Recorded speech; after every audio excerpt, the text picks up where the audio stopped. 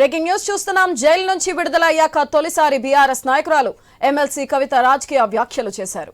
అదానీ వ్యవహారంపై కవిత సంచలన ట్వీట్ చేశారు. బీజేపీని, ప్రధాని మోదీని టార్గెట్ చేస్తూ కవిత తీవ్ర ఆరోపణలు చేశారు. ఎన్ని ఆరోపణలు వచ్చినా ప్రధాని అదానీ వైపేనా అంటూ కవిత ప్రశ్నించారు. అఖండ భారతంలో అదానికో న్యాయం, ఆడబిడ్డకో న్యాయమా అంటూ విమర్శించారు. ఆధారాలు లేకున్నా ఆడబిడ్డను అరెస్ట్ చేయడం ఈజీ అయింది.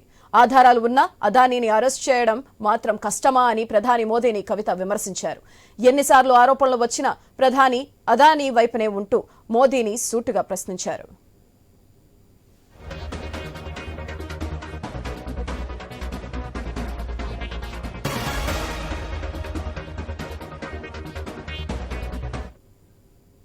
కవిత ఆరోపణలపై మరింత సమాచారం మా బ్యూరో చీఫ్ రాజు ఫోన్ల ద్వారా అందిస్తారు. రాజు, చెప్పండి, కవిత ఆరోపణలు మనం ఎలా చూడొచ్చు అంటారు?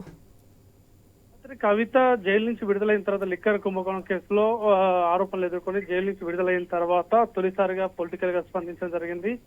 అదానిపై వచ్చినటువంటి ఆరోపణలకు కేంద్ర ప్రభుత్వం ఎందుకు ఇంత నిర్లక్ష్యం వహిస్తా ఉంది, ఒక ఆడబిడ్డకు ఒక న్యాయం, అదానికి మరొక న్యాయమా అంటూ తనపై వచ్చిన ఆరోపణలకే తనను అరెస్ట్ చేసి జైల్లో పెట్టినటువంటి కేంద్ర ప్రభుత్వం అదాన్ని అరెస్ట్ చేయడానికి ఎందుకు జంకుతుంది అనేటువంటి అంశాన్ని ప్రస్తావిస్తాం ఒక ట్వీట్ చేయడం జరిగింది. సో ఈ ట్విట్టర్ రాజకీయంగా కవిత మొదటిసారిగా జైలుకు పోయిన తర్వాత యాక్టివ్ అయిందనేది ప్రధానంగా ఇక్కడ మనం చెప్పుకోవాల్సిన విషయం. సో ఈ నేపథ్యంలో అదాని పైన కానీ అదేవిధంగా ఇతర వ్యక్తుల పైన కానీ మొదటిసారిగా ఆమె చేసినటువంటి కామెంట్ రాజకీయంగా ఆ చర్చనీయాంశమైంది. అంశమైంది. ఆధారాలు లేకుండా ఆడబిడ్డను కాబట్టి తనను అరెస్ట్ చేశారు. అన్ని ఆధారాలు ఉన్నప్పటికీ కూడా అదానిని అరెస్ట్ చేయడం ఎందుకు కష్టం అవుతుందని చెప్పేసి ఎన్నిసార్లు ఆరోపణలు వచ్చినా ప్రధాని అదాని విషయంలో ఎందుకు సైలెంట్ గా ఉంటున్నాడని చెప్పేసి కూడా ప్రస్తావించడం జరిగింది.